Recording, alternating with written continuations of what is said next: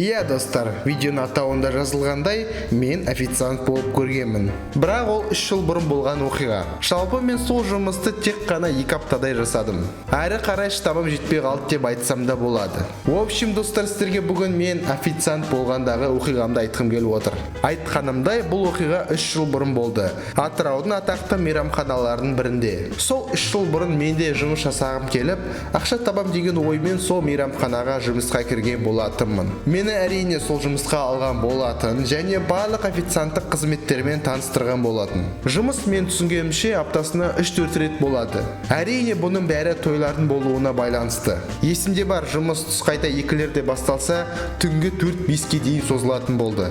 Ал бұл әрине оңай емес. Өйткені сағат 4-те сенің дымың қалмайды. Ұйқың келіп, шаршап, ана тойдағы музыкадан басын ауырып, тыныш үйге барып ұйықтауды армандап отырасың. Сонымен қатар бізде официанттарда біздің типі бастық официантымыз болды. Ол кісі біздің жұмыс жасағанымызды қадағалап, дұрыс жасамасан айқайлай беретін болды. Шын айтсам, мен сөйлескен официанттардың көпшілігі сол бастықты ұнатпайтын. Өйткені ол өзінше болып көрінді маған да және басқа официанттарға. Сонымен қатар оның мінезі өте қызық болды. Сөйлегені де, қозғалысы да әйел сияқты болды деп айтсам болады. Шыны керек, сол әйел сияқты болып жүрген қылықтары жаман құрыстыртатын болды. Жақсы, әйел сияқты жүре берсін, бірақ үйші саған сөйлей береді, ол қатысы жоқ айқайлап. Түрі тұрған паника, бірдеңе болса паника, жүгіріп жүреді бәріне сөйлеп. Көбісі сол адамға әйтеуір ақша алғасын шыдап жүреді екен. Сол зарплатасы да ондай көп емес. Бір күн бойы пахать десін, соңында тек қана 3000 ба 4000 аласың. Әрине мен мұндай қылықтарға шыдай алмаймын. Сонымен қатар бұл жұмыс өте алыс болды мен үйімнен. Сол үшін мен шыдай алмай жұмысқа бармай қалдым. Ал одан кейін түсінікті ғой не болғанын.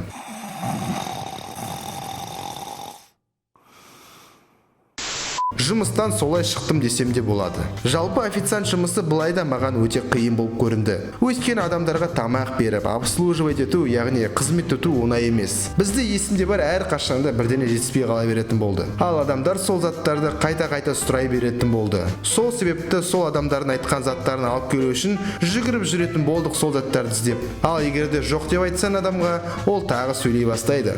Болды, әрине, кейбір жақсы адамдар көп ештеңе сұрамайтындар. Бірақ мен қызмет еткен столдарда клиент сондай сұрай беретін адамдар кездесті маған.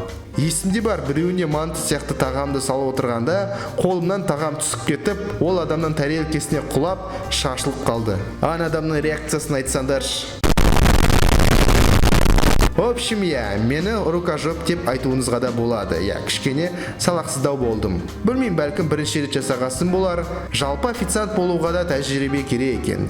Яғни барлық жұмысқа да тәжірибе керек екенін түсіндім. Міне осындай жұмысты да жасап көрдім. Жалпы официант болғанда көптеген қызықты, трэш оқиғалар көп болды. Егер де сіздерге қызық болса, жалғасын жасаймын. Ал әзірше мына мультке достар 2000 лайк жинап тастайық. Сонымен қатар достар, біздің арнаға тіркеліңіздер. Давайте 5000 тіркелушіге жеткізіп тастайық. Айтпақшы достар, сіздердің фанарттарыңыз.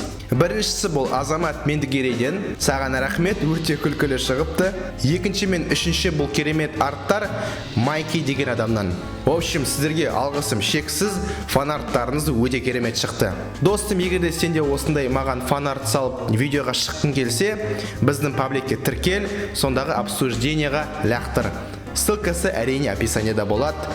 Видеоға шыққыларың келсе, өз суреттерін лақтырыңыздар пабликке. Ал давайте, сау болыңыздар.